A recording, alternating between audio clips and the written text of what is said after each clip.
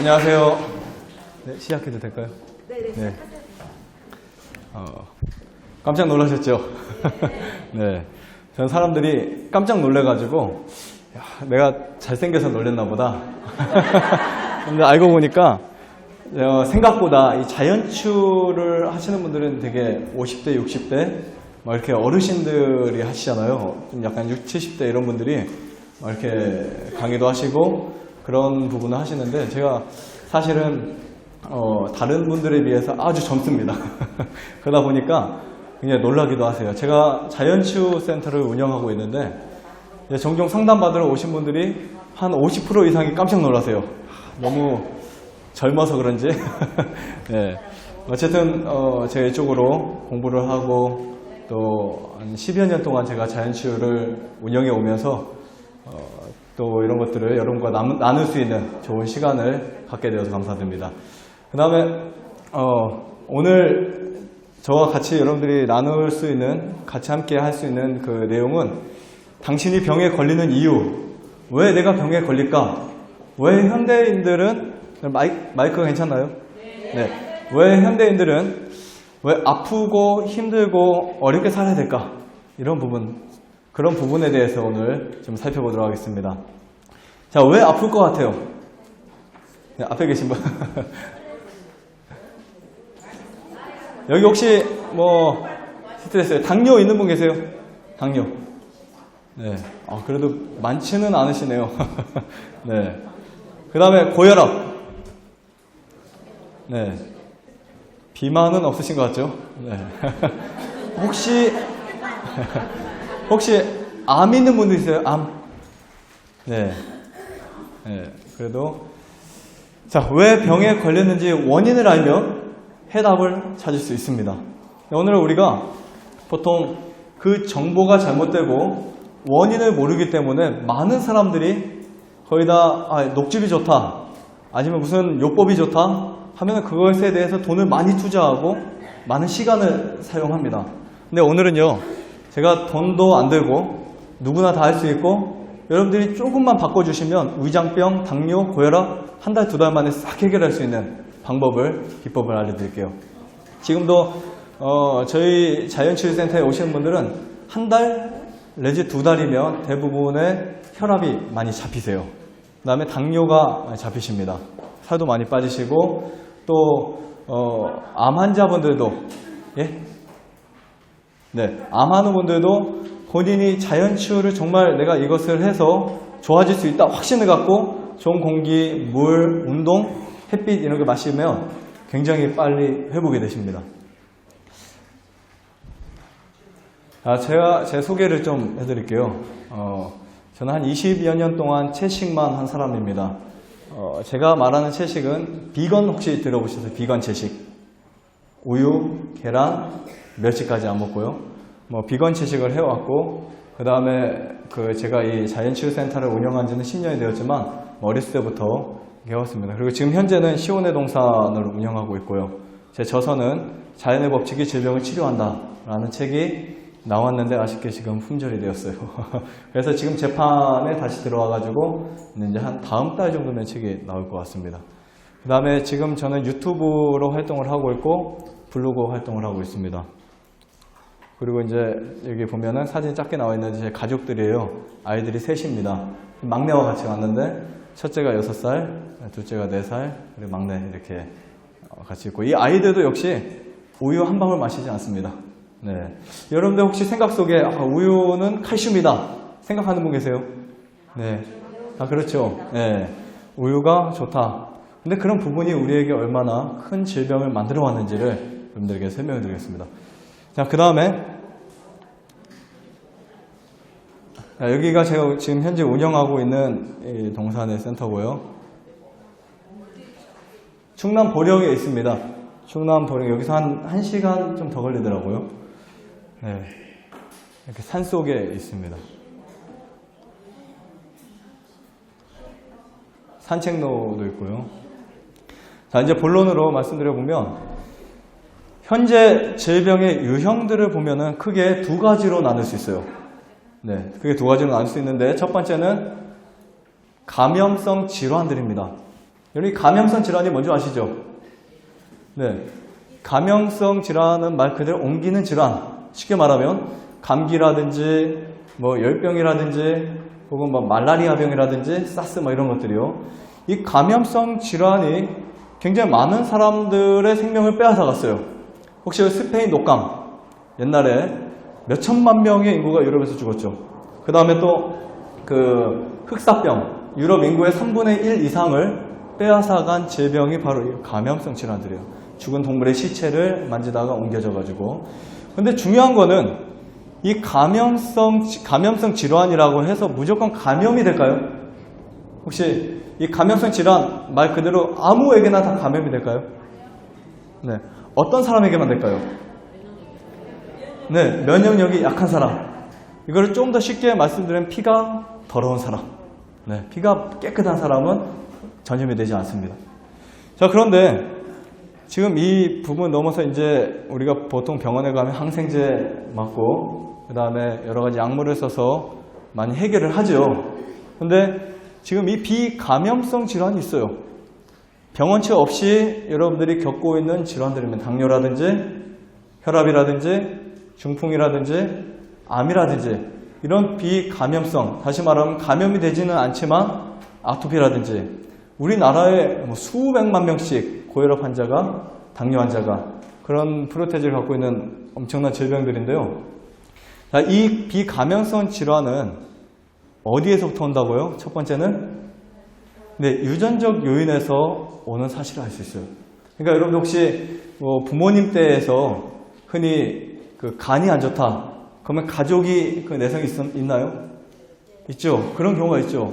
예를 들면 우리 부모님이나 할아버지 때나 가족 내력 중에 유방암이 있다. 할머니 중에 유방암이 있다. 그러면은 자식 때도 그 확률이 있어요, 없어요? 100% 있죠. 네. 근데 그 유전적인 것은 사실은 그렇게 무섭지는 않습니다. 네. 왜냐하면 유전적인 것은 바꿀 수 있고 유전적인 것은 후에 생활로 그것을 완전히 바꿔놓을 수 있는데 문제는 뭐냐면 생활 습관이에요. 생활 습관. 자, 오늘날 현대인들이 질병을 겪고 있는 대부분의 이유가 잘못된 음식, 잘못된 생각, 스트레스, 그 다음에 운동하지 않고 그런 문화가 질병을 만들어 놓습니다. 그래서 이 원인을 알면요. 이 원인을 알면 회복을 할 수 있어요, 없어요? 네, 회복을 할 수 있다는 사실을 우리가 알게 됩니다. 자, 질병의 시작을 한번 찾아볼까요? 혹시 이것을 쭉 보면서 해당하는 부분이 있는지 한번 보세요. 자, 증상입니다. 자, 대변의 변화. 보통 우리 변은 냄새가 안 나야 돼요. 네, 냄새가 나면 되지 않습니다. 색깔은 황금색이 가장 좋고요. 그 다음에 섬유질이 충분하다면 잘 나와야 돼요. 변기에 앉아서 거의 한 10분, 5분, 10분 이렇게 있으면 사실 그것은 이 장 속에 문제가 있다는 거예요. 내가 먹는 음식에 뭐가 없다는 걸까요? 섬유질이 없다는 겁니다. 자, 대변의 변화가 어느 순간 일어났어요.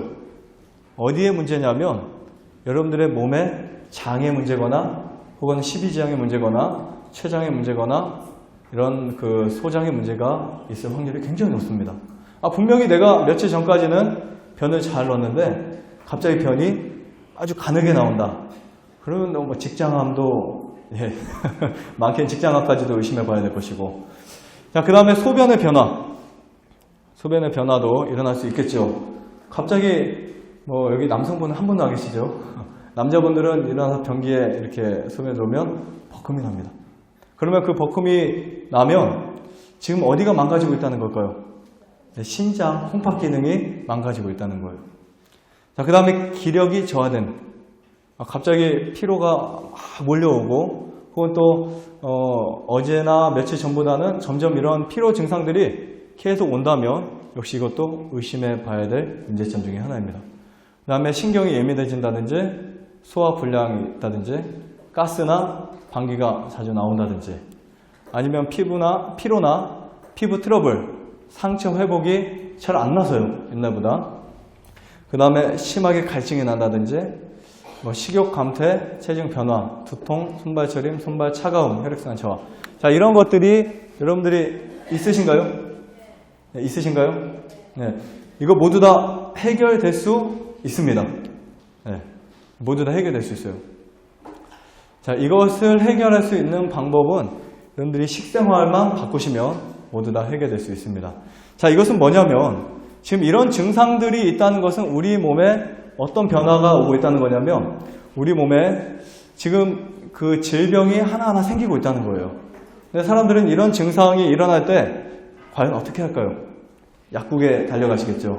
약국에 가셔서 혹은 또 병원에 가시거나 약국에 가셔서 뭐를 먹죠? 약을 지어 먹죠. 네, 예를 들면 소화가 안 돼요. 그러면 소화제를 먹으실 거고, 그 다음 속이 시린다. 제산제를 드실 것이고, 그 다음에 염증이 생기면 항생제를 사용하실 것이고, 피부 트러블이 있으면 뭐를 사용할까요? 뭐 스테로이드 제를 사용할 것이고, 그렇죠? 이렇게 사용합니다. 식욕이 감퇴되면 식욕 촉진제를 먹을 것이고, 체중이 감소되면 또 식욕 식욕 억제제 올라가면 억제제를 먹겠죠. 네, 이런 식으로 해서 지금 내가 하고 있는 라이프 스타일을 그대로 가지고 가면서 뭐만 지금 바꾸고 있어요? 몸에 나타난 증상만 자꾸 잡아내려고 해요. 근데 내 행동은, 내 생활은 역시 똑같습니다.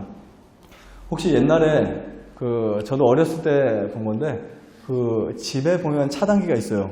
옛날 차단기는 거의 어떤 차단기였죠? 두꺼비 집이었죠. 그래서 이렇게 쭉 올렸다 내렸다 하는 건데 여간에 떨어지지 않습니다. 그래서 감전사고가 많이 일어났었죠. 근데 요즘에는 이 차단기가 바뀌었어요. 그래서 뭐 20A, 30A, 40A, 50A 해가지고 누전 차단기 아니면 이 차단이 생겨서 끊어지면 탁 떨어집니다. 그래서 잘 감전이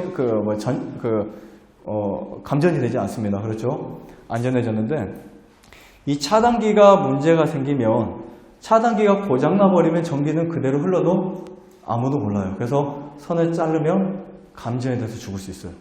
근데 차단기가 이상이 없으면 뚝 떨어져야 돼요. 문제가 생길 때. 자, 우리 몸에는 질병이 시작할 때 이런 차단기 역할을 해주는 것들이 굉장히 많이 있습니다. 이런 걸 차단기로 이해하시고 그것을 고치시고 바꾸셔야 되는데 이것을 무시해버리고 있어요. 그러니까 나중에는 더 큰 병이 오는 것입니다. 여러분 혹시 다리를 뼈본 적 있어요? 아니면 뭐 이렇게 어디다 쪄본 적 있습니까? 있죠? 네, 저도 뭐 쪄봤기 때문에 여러분들 훨씬 많이 쪄보셨겠죠? 그럼 이 산에 가다가 다리 이렇게 꺾이면은 다리가 아픈가요? 아프죠? 아프면 거기에 어떤 증상이 생길까요? 한번 생각해 보세요. 네? 크게 세 가지는 있습니다, 적어도. 하나는 붓습니다. 그렇죠? 멍들거나 붓죠. 또 한 가지는 거기에 뜨거워져요. 만지면 열이 납니다. 열이. 그리고 통증이 와요.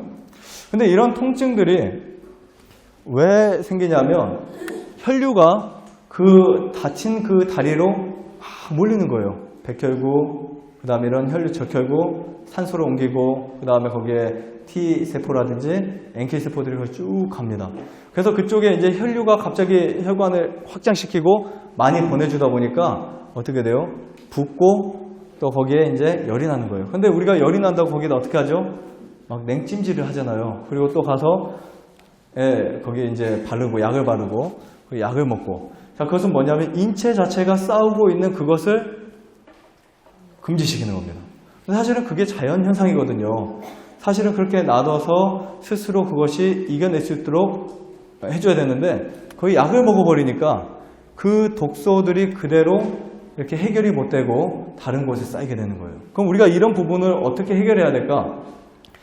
꼭 약을 먹거나 약을 쓰거나 어떤 방법을 택해야 되는 것이 아니라 이런 문제가 있을 때는 거기에 이제 열이 충분히 빠져나가고 충분히 회복될 수 있도록 도와주셔야 됩니다. 그게 바로 제가 하고 있는 천연치료라고 하는 부분이고요. 자, 그 다음에 이제 보통 이 명현 반응이라고 하는데 우리가 이제 좋은 음식을 먹고 규칙적인 식사를 하다 보면요, 몸이 체질이 바뀌어요. 그러면서 이제 명현 반응들이 일어나기 시작합니다. 자, 우리가 지금 현재 인간 사회를 괴롭히고 있는 질병의 개수는 이렇게 많습니다. 어마어마하죠. 개수가 지금 12,420개. 여기에는 여러분들이 잘 알고 있는 당뇨, 혈압, 암, 심장질환, 우울증, 위염, 경화, 간경화, 위궤양, 뇌종양, 천식, 아토피 이런 부분이 있지만 뭐 셀 수가 없습니다. 엄청나게 많이 있어요. 현대인들이 겪고 있는 이 질환 세계적으로 이건 질병 코드 분류에서 이렇게 많이 나와 있어요. 자, 왜 이렇게 질병의 수가 늘어났을까요? 참 중요하죠. 자, 질병이란 우리가 답을 알면요 굉장히 간단합니다. 자, 질병은 뭐냐면 사실 독소예요. 독소. 혹시 디톡스라는 단어 아세요? 들어보셨나요? 디톡스의 원래 뜻이 무슨 뜻일까요? 디톡스의 뜻이 독소를 해독한다는 뜻입니다. 영어로 독소를 해독한다. 그래서 디톡스를 하는 많은 사람들이 레몬 주스 혹은 야채 그린 주스 이런 것을 먹거나 단식을 하거나 독소를 빼내는데 신기하게요. 디톡스를 하는 첫날하고 하고 난 일주일 날하고 비교를 해보면 혈액이 완전히 바뀌어 있어요. 검사를 해보면. 피 검사를 해보면 혈액이 그렇게 더럽던 혈액들이 갑자기 바뀌는데 이유가 뭐냐면 이 독소 때문에 그렇습니다. 자, 인체 안에 노폐물이 정상적으로 배출되지 못할 경우에 인체의 가장 약한 곳에 무엇이요? 네, 이 노폐물이 쓰레기가 독소라는 거예요. 이것이 정착하게 되면 그곳의 이름을 따서 병의 이름이라고 지어집니다. 간단하죠? 그러니까 우리 몸에 병을 만드는 요소는 원인은 한 가지입니다. 독소예요. 근데 그것이 염증 형태로 나타나서 눈에 있으면 결막염, 코에 있으면 비염, 관절에 있으면 관절염, 위에 있으면 간단하죠. 그리고 그것이 암의 형태로 위에 있으면 위암, 간에 있으면 간암, 그 다음에 피부 조직에 있으면 피부에 있으면 피부암이고 조직에 있으면요 육종암. 네, 요즘에 육종암 아시죠? 유방에 있으면 유방암, 자궁에 있으면 자궁. 굉장히 간단합니다. 그런데 병원에 가니까 뭐라고 해요? 여러분들이 갖고 있는 병을 가지고 병원에 가서 원인을 찾아보면 답이 나와요, 안 나와요? 원인이 없어요, 문제가. 원인이 없기 때문에 그 원인을 해결할 수 있는 방법을 찾지 못하고 증상을 치료하는 약을 주는 게 현대의학의 방식이에요. 제가 물론 약을 무조건 먹으면 안 된다 이런 말을 하는 게 아닙니다. 제가 하는 말은 그것을 하기 전에 먼저 중요한 것을 해결해버리면 평생 고혈압 환자가 안 될 분들이 평생 고혈압 환자가 될 수밖에 없다는 거예요. 원인이 없는 질병은 없다. 제가 수백 권의 그 자연치유의 책들을 공부를 하면서 대부분의 책들이 그 생리학적인 일반 현대의학의 책들은 원인이 없다. 하지만 자연치유의 책들은 대부분 원인이 있다. 이것을 이제 규정하고 있어요. 중요한 뭐냐면 현대의학은 원인을 규명하지 않습니다. 그게 문제예요, 사실은요. 그래서 여러분 혹시 원인을 모른다라고 말하는 질병이 있어요. 그 뜻을 가진 질병이 있습니다. 원인을 알 수 없는. 여기는 그분이 안 계실 수도 있습니다. 그런 분이. 아이들이 많이 걸려요. 무슨 병일까요? 많이 긁습니다. 네, 아토피예요.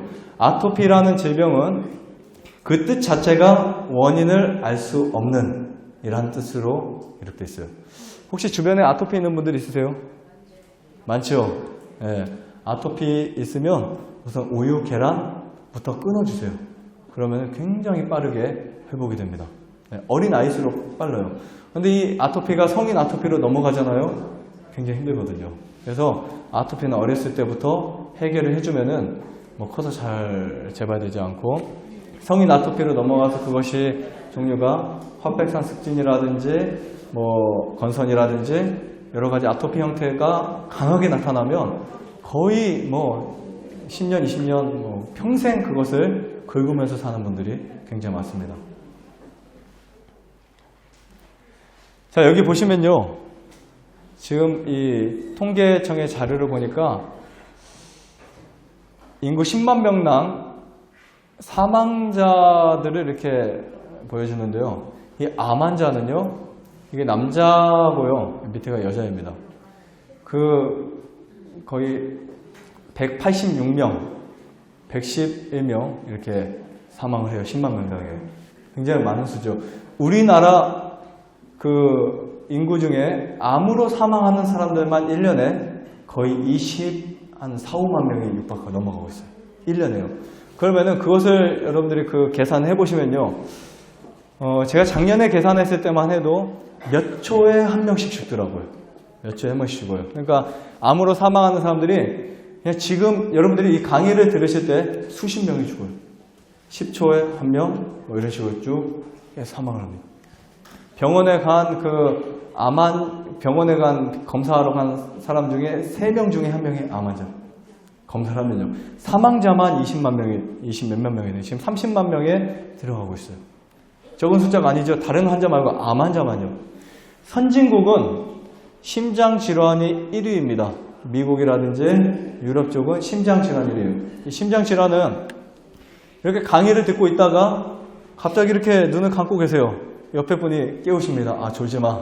근데 조는 게 아니에요. 그게 바로 어떤 질환이라고요? 혈관이 줄어들거나 심장의 부정맥이라든지 심장 질환들은 그런 위험성을 갖고 있어요. 그래서 겉은 멀쩡한데, 네, 감사합니다.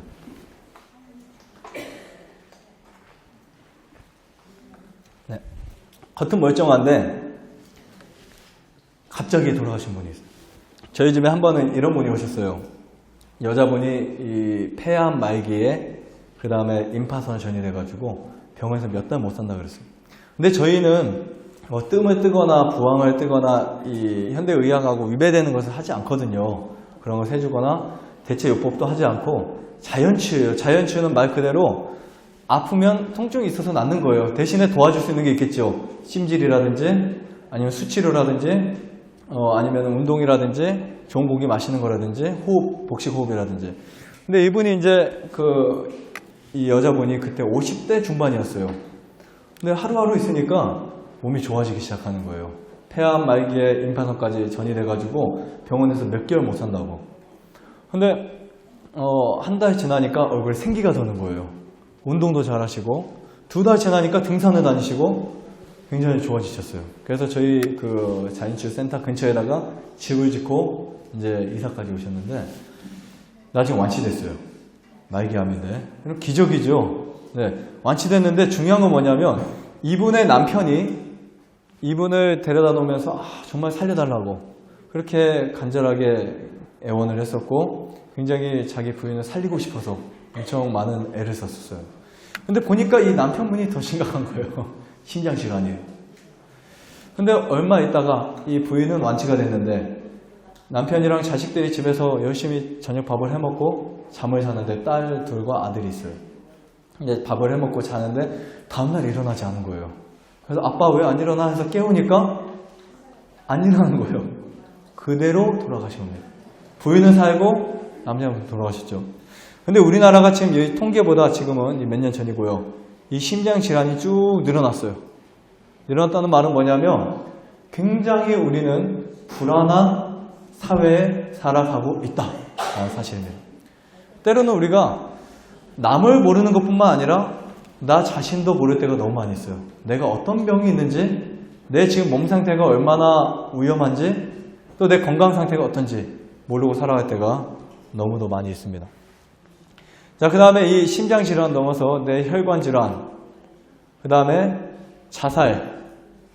자살이 OECD 국가 중에 우리나라가 1위인가요, 지금? 네, 1위 총계 보면 엄청 많죠. 자살이 많은 이유가 뭘까요, 도대체? 삶에 만족이 없어요. 이것은 거의 대부분의 그 이야기를 들어보면 행복하지 못합니다. 유치원 다니는 아이들도 행복해? 라고 물어보면 행복하지 못하대요. 우리나라 유치원 아이들이 전 세계적으로 수십 번에 밀려 있어요. 행복하지 못하대요. 초등학생들, 중학생들 죽고 싶대요. 자, 그리고 어른들도 마찬가지입니다. 어른들도 마찬가지예요. 근데 이제 그 상대적 빈곤감 들어보셨죠? 나는 그냥 이렇게 잘 살고 있는데 나보다 더 돈이 많은 사람, 감사합니다. 네. 더위를 좀 많이 타서요. 나보다 돈이 많은 사람, 나보다 훨씬 더 잘 나가는 사람을 보면 내가 가지고 있는 것이 어떻게 보일까요? 너무 약해 보입니다. 그러다 보니까 그냥 보통 우리가 하는 말은 먹고 살기만 하면 돼 하지만 비교가 되죠. 옆에 있는 사람의 옷이 딱 보니까 이 사람 네팔을 입었네? 나는 메이커도 없어. 그렇죠. 등산하는 분들도 그래요. 어른들 보면 등산하시는 분들 보면 꼭 맞춰 입어야 됩니다. 그러니까 그 상대적 빈 공간 속에 살아가다 보니까 행복을 찾을 수가 없어요. 그러다 보니까 자살이라든지 여러 가지 질병의 상황을 경험하게 됩니다. 저 멀리 있는 부탄이라는 나라에 가면요, 행복 지수가 1위를 달리고 있어요. 근데 가난합니다. 근데 왜 그 사람들이 행복할까요? 또 방글라데시에 가면 행복합니다. 방글라데시는 굉장히 행복해요. 왜 그럴까요? 우리처럼 이런 좋은 옷, 좋은 차, 좋은 핸드폰이 없어요. 세계적으로 단돈 1,000원이라도 저축할 수 있다면 세계 상위권에 들어간대요. 그럼 한 달에 1,000원 저축할 수 있죠? 있죠? 네, 상위권에 들어간대요. 그러면 이 방글라데시 사람들이 왜 행복하냐고 물어보니까 무슨 말 하냐면 우리는 잃을 것도 없다. 가진 것이 없기 때문에. 네, 이런 표현이죠. 그러니까 우리보다 더 행복한 삶을 살아갑니다. 자, 여기 보시면 폐렴, 당뇨병, 그 다음에 간질, 알츠하이머, 치매 종류죠. 사고, 추락. 그 중에 가장 질병으로 인해서 사망 1위를 만들어내는 것이 암이에요. 자살보다 더 많은 것도 암입니다. 이 암이라는 한자를 풀어보면요. 뭘까요? 밥식자의 입구변자 3개의 산자입니다. 많이 먹어서 배가 불러서 걸린 병이 암이에요. 현대인들의 대부분의 병이 뭐냐면 잘 먹어서 생긴 병이에요. 사람들이 무엇을 어떻게 잘 먹어야 되죠? 라고 질문을 합니다. 근데 그것은 잘못된 질문입니다. 왜냐하면 잘 먹어서 걸린 병이 당뇨고 비만이고 암이에요. 그럼 잘 먹어야 될까요? 아니죠. 골고루 먹는다는 말이 엄청 많이 먹는다는 뜻이 아닙니다. 자, 여기 보면 이제 이 부분은요, 굉장히 합리적인 자료에서 제가 갖고 온 건데 질병의 가장 큰 요인들 먼저 살펴볼게요. 자, 뭐가 있어요? 이거 안 받고 살기 힘들어요? 싫습니까? 힘들죠? 근데 이 스트레스를 참 피해야 되는데 어떻게 피해야 될까? 여러분들이 충분히 한번 생각해 보세요. 그리고 이렇게 긍정적인 사고를 갖는 것도 중요하지만 내가 할 수 있는 그 노력을 해서 얻을 수 있는 것도 중요하고요. 자연적으로 얻을 수 있는 스트레스를 제거하시는 것도 중요합니다. 첫 번째로 치면은 산소를 많이 마시는 거예요. 좋은 공기. 그 다음에 좋은 음식을 드시게 되면 스트레스 지수가 쭉 내려갑니다. 예를 들면 이 지상에 보면 채소나 과일들을 보면 색깔이 있어요, 없어요? 굉장히 많죠. 빨간색도 있고 노란색도 있고 자줏빛도 있고 그 다음에 주황빛도 있고 그런 색깔 있는 음식들을 충분히 드시면 스트레스가 지수가 뚝뚝 떨어져요. 검사를 해보니까 스트레스를 측정하는 기계가 나왔거든요. 검사를 해보면 채소를 먹은 사람과 먹지 않은 사람의 스트레스 지수가 차이가 납니다. 근데 육식을 하니까요. 스트레스 지수가 쭉 올라가요. 매운 음식 많이 먹어도 올라갑니다. 그 다음에 식용유, 볶은 음식, 그 다음에 여러분들이 자주 드시는 커피 이런 거 드시면 스트레스 지수가 몸 자체에서 쭉 올라가요. 그러니까 내가 자제하고 싶어도 돼요, 안 돼요? 잘 안 돼요. 왜냐하면 우리가 먹은 음식이 소장에 가서 피가 만들어지거든요. 그럼 이 피가 전신을 돌 때 심장에 들어와가지고 심장의 그 감각 수용기를 건드릴 때 여러분들의 성격이 나옵니다. 그래서 이 매운 거 잘 먹고 혹은 또 굉장히 자극적이게 먹는 사람들은 성격이 훨씬 더 객관적으로 말씀드리는 거예요. 주관적으로 우리 옆에 집은 매일 매운 것도 먹고 술도 이렇게 먹는데 성격 좋다 이런 그 주관식 말고요. 객관적으로 훨씬 음식을 진하게 드신 분들은 성격도 훨씬 더 다혈질이에요. 통계적으로 옛날 사람보다 지금 사람들의 성격이 훨씬 더 다혈질이라는 거 아시죠? 툭 치면은 주먹이 날아갑니다. 그리고 윗집 아파트에서 뛴다고 올라가서 칼을 찔러요. 이게 현대인들의 성격이에요. 그 이유가 뭐냐면 스트레스 때문에. 자, 그 다음에 또 큰 요인이 있으면 뭘까요? 음식이에요. 옛날에 저 어르신들 어렸을 때도 보면은 어머님도 어렸을 때 옛날에는 그 1년에 고기를 많이 드셨나요? 많이 드셨어요? 1년에 제가 듣기로는 한 번 내지 2번? 그거보다 더 드셨나요? 네. 몇 번은 드셨겠죠. 어쨌든. 그 정도로 우리의 단백질 섭취량이 굉장히 적었어요. 근데 지금 1년에 우리가 먹는 단백질이 고기가 40kg가 넘어갔어요. 설탕도 1년에 우리가 먹는 설탕의 양도 50kg, 60kg까지 먹어요. 선진국은 더 먹습니다. 수십 kg를 먹어요. 그러면 이 과도한 설탕, 과도한 육식, 그다음 과도한 지방들이 우리 혈관을 막히게 하는 질환들을 만들어낸다는 사실을 우리가 알 수 있습니다. 자, 그 다음 뭐가 지금 달라졌을까요? 공기가 달라졌어요. 이 공기는 그냥 우리가 이 숨쉬는 공기가 아니라 그 공기 속에는 21%의 산소가 들어있어요. 그 산소가 우리 폐를 통해 들어와서 이 폐의 산소가 온 전신에 따라 도는데 정맥의 가장 끝부분에 가서 산소를 모두 다 전달하게 되면 다시 이제 노폐물을 싣고 와서 폐로 들어가요.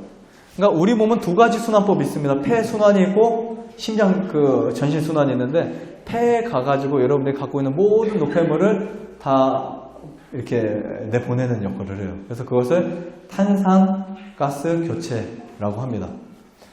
탄소와 이제 산소에 이산화탄소와 산소를 교체하는 곳이 폐인데요. 이 노폐물이 많다 보니까 폐가 암이 걸리는 거예요. 그러니까 나는 가끔 저희 집에 작년에 이런 분이 전화 왔더라고요. 나는 스님인데 폐암입니다. 네. 이해 안 가시죠? 담배 한 번도 안 핀 여자분들이 폐암 걸린 분 많아요.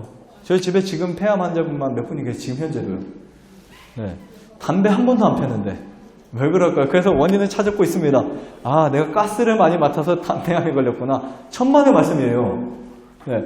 왜 폐암에 걸렸냐면 폐라는 기관이 나쁜 공기만 많이 마셔야 걸리는 게 아닙니다.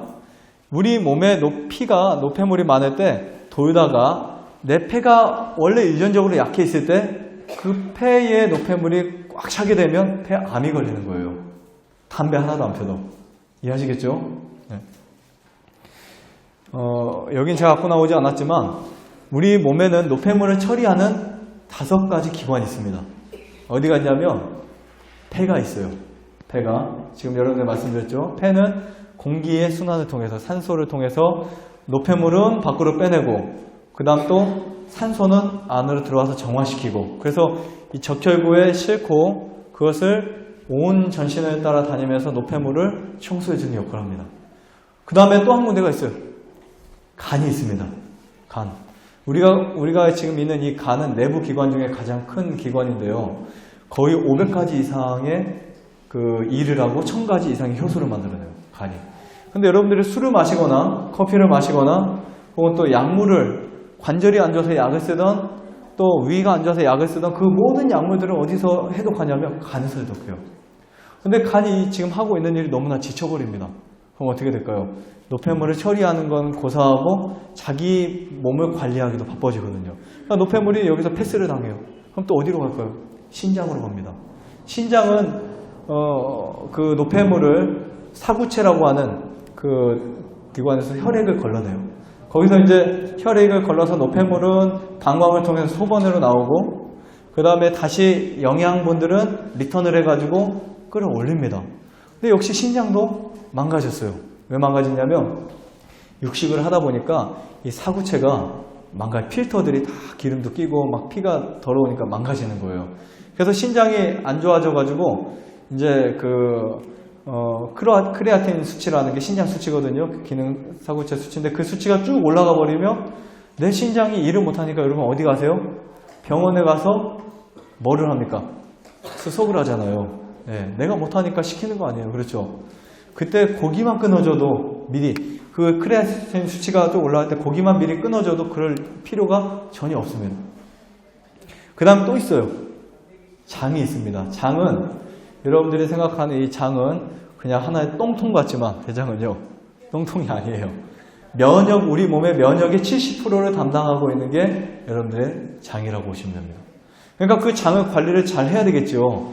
이 장 관리가 잘 안 되면 가스가 생기고 거기에 단백질이 분해가 안 되면 거기에서 올라오는 가스가 간으로 올라가 버려요. 그래서 간에 있는 수치 중에 암모니아 수치가 쭉 올라가 버립니다. 문제가 생기겠죠. 하나 더 있어요. 여러분 한번 맞춰보실까요? 마지막 하나 더. 어떤 기관이 있을까요? 여러분 사우나 하면은 생각나는 게 있죠. 땀이죠. 피부가 있습니다.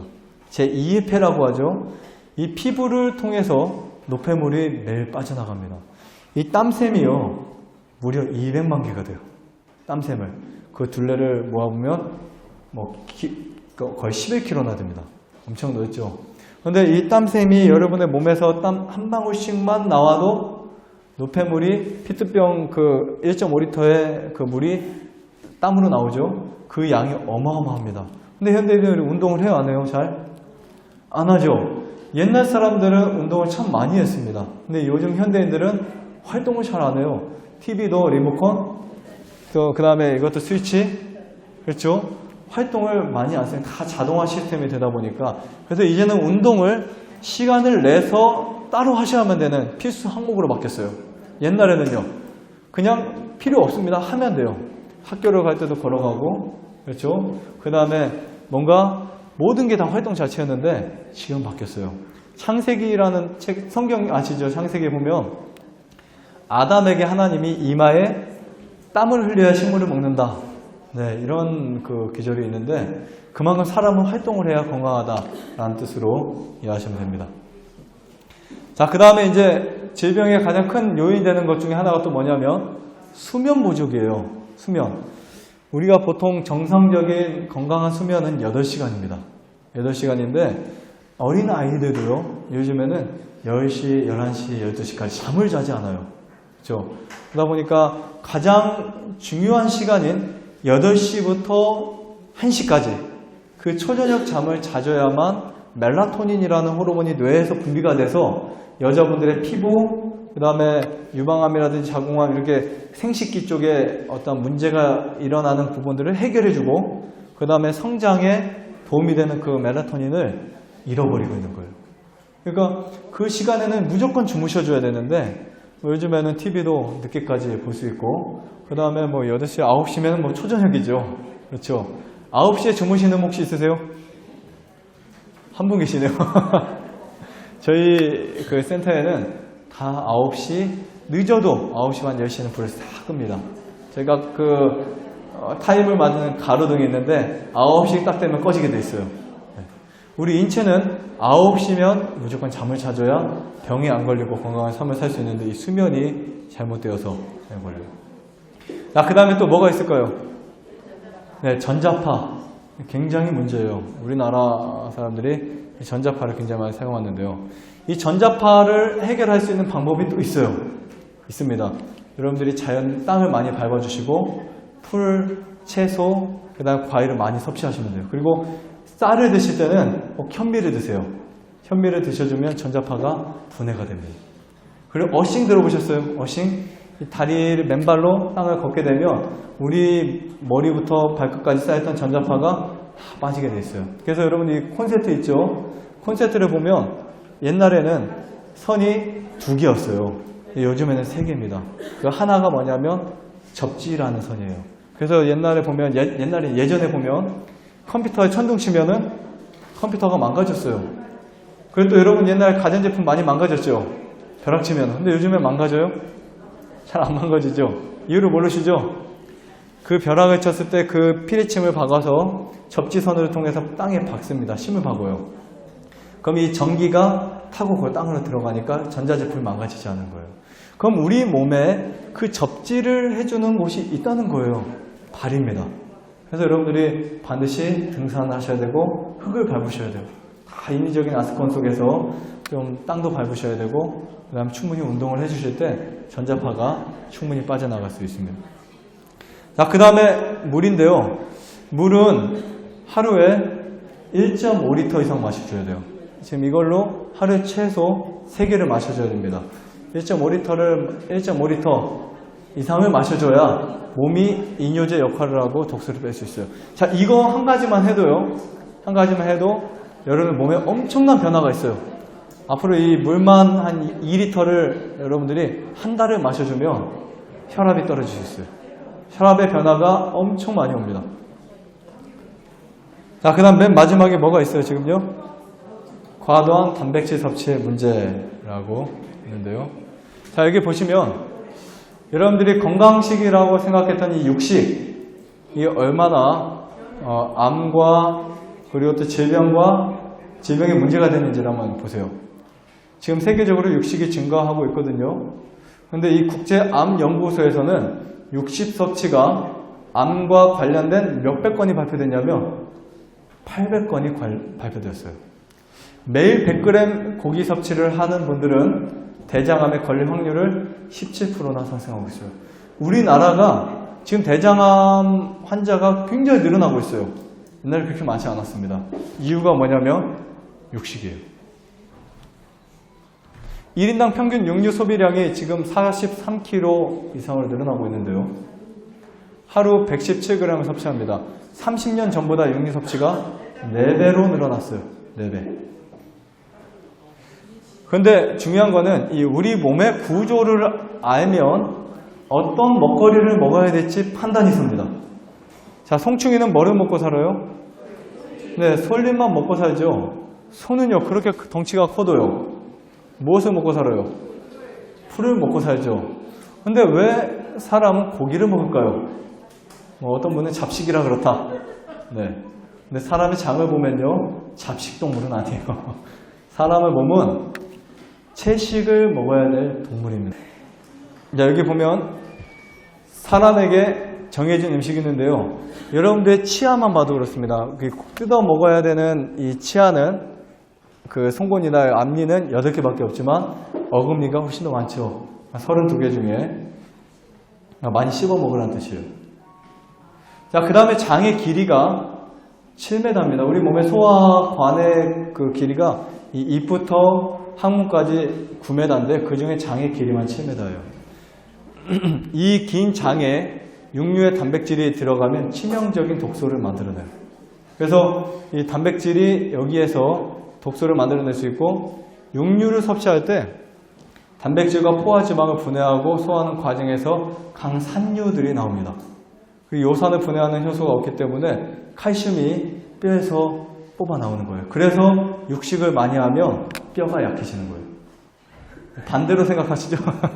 제가 어렸을 때 아래턱이 나왔었어요. 턱이 나왔는데 제가 고기를 엄청 좋아했거든요. 근데 이 채식으로 바꾸고 미네랄이 섭취가 충분히 되니까 뼈가 들어가는 거예요. 세계 통계적으로 보면은 육식을 가장 많이 하는 나라들, 우유를 가장 많이 하는 나라들이 이 골다공증 환자들이 많습니다. 우유를 많이 먹는 미국이 우유를 가장 적게 먹는 홍콩보다요, 골다공증 환자가 훨씬 더 많아요. 이해할 수 없는 그래프지만 그만큼 우유는 칼슘은 많지만 인이 별로 없어요. 그러니까 인과 칼슘의 그 평행을 맞추기 위해서 뼈에서 빼내옵니다. 그러니까 뼈의 균형을 잃어버리는 거예요. 자, 육식동물의 소화액은 초식동물보다 10배나 강한 염산을 갖고 있어요. 자, 소화관의 길이도 몸 길이의 3배인데요. 육식을 하게 되면 육식 자체가 효소가 제로이기 때문에 췌장이 커집니다. 췌장 비대증이라고 해요. 거기서 효소를 만들어내요. 자, 이런 표현이 있어요. 암과 종양과 각종 염증을 일으키는 질병들은 주로 어디에서 기인된다? 미국의 생리학자가 이런 글을 기록했어요. 육식에서 기인된다. 혈액이 불결해지고 면역력이 떨어진다라고 이제 할 수 있고요. 유럽이나 미국 사회에서 심장 질환이 많은 이유가 혈관의 문제예요. 혈관의 문제. 자, 여기 영양학 비교를 해보시면요. 자, 여기 쇠고기하고 닭고기, 조기가 있지만 단백질 문제에서 현미를 능가할까요? 능가하지 못해요. 현미를요. 지금 고기가 주는 단백질은 이 곡식의 형태의 단백질을 능가하지 못합니다. 질이 틀린 거예요. 포화지방이냐 아니면 불포화지방이냐. 지금 여기 보세요. 거의 통밀가루, 보리쌀, 좁쌀, 수수쌀 단백질이 충분해요. 저는 이 증명을 제 아이들이 하고 있습니다. 그리고 저도 어렸을 때부터 우유를 끊은 뒤로 가장 성장기에 저와 제 동생과 제 주변 사람들이 가장 중요한 성장기에 우유 계란을 하나도 안 먹었어요. 근데 그래도 키가 네, 큽니다. 여기 보시면 뭐 메밀, 강냉이, 그 다음에 기장, 율무, 강낭콩, 녹두 역시 마찬가지예요. 단백질도 보세요. 21% 차이가 나요, 안 나요? 크게? 검정콩은 소고기보다 단백질이 훨씬 많죠. 네. 칼슘도 마찬가지예요. 차이가 많이 납니다. 자, 철분도 마찬가지죠. 자, 여기 보시면 제가 이제 마무리를 할 텐데요. 우리는 어떤 음식을 먹고 있다고요? 최하질의 음식을 먹고 살아가고 있어요. 네. 자, 보세요. 여러분들이 드시는 육식을 보세요. 어떤 사육과 사료가 들어가는지. 그 사료 자체가 항생제, 그 다음에 성장 촉진제, 빨리 키워야 되고 값싸야 되고 보기 좋아야 됩니다. 우리가 먹는 먹거리가, 주부분들이 마트에 가서 음식을 사실 때 가장 먼저 찾는 게 뭐냐면 보기 좋아야 돼요. 맛이 있어야 됩니다. 당분이 있는 과일도 역시 그 과일에 있는 비타민, 미네랄, 효소보다는 과일의 크기와 당도를 중심으로 해요. 근데 영양제를 맞추거나 아니면 거기에 당분을 하면은 혹은 현대식 딸기를 키울 때나 위에서 흙에서 키우지 않고 요즘에는 뭐라고 하죠? 수중 재배를 하잖아요. 그러니까 그런 영양제로만 키워진 맛있는 음식들, 맛있는 그 재료들을 선호하는데요. 그건 고기도 어떤 고기가 먹혀지냐면 옛날에는 닭 한 마리를 잡아서 먹으면 6개월이 걸렸대요. 근데 지금은 29일, 30일, 40일이면 먹고. 그다음 더 문제가 뭐냐면 이 짐승들을 키울 때 케이지 사육이라고 철장 속에다가 움직이지도 못하고 위아래도 못 보고 그런 곳에서 스트레스를 받으면서 지방 속에 독소가 가득한 음식을 먹고 있어요. 인스턴트 식품, 식당의 음식들, 싸고 보기 좋은 음식들, GMO 이런 음식들을 많이 먹고 있습니다. 자, 여기 보시면요. 마지막으로 이 분만 말씀드리고 마치겠습니다. 자, 질병은 어떤 형태에서 오냐면 노폐물이라는 형태에서 온다. 꼭 기억하시고요. 그 다음에 이 노폐물은 잘못된 식생활에서 노폐물이 만들어지고요. 그 다음에 이것은 좋은 피냐 나쁜 피를 결정합니다. 그것이 우리의 건강 상태를 만드는데요. 이 좋은 공기, 올바른 호흡을 할 때 피가 깨끗해져요. 그래서 꼭 복식 호흡을 하셔야 되고, 그 다음에 좋은 음식은 좋은 피를 만들기 때문에 내가 먹는 음식이 곧 내 몸이 되는 것입니다. 최고 좋은 음식을 먹으면 최고 좋은 내 모습을 만들 수 있어요. 그래서 여러분들이 유기농 음식이라든지 친환경 음식들을 돈 아깝다고 생각하지 마시고 꼭 사 드셔야 되고요. 그 다음에 차라리 병원에 지출될 돈을 가지고 좋은 양질의 음식을 이렇게 선택해 드시면 병원에 가실 필요도 없다. 이렇게 이해하실 수 있습니다. 그래서 오늘 여러분들이 같이 나눈 이 혈액에 대한 문제 그리고 건강에 대한 문제를 좀 더 강하게 인식하시고 더 좋은 건강 그리고 행복한 하루하루를 살게 되시기를 바라면서 마치겠습니다.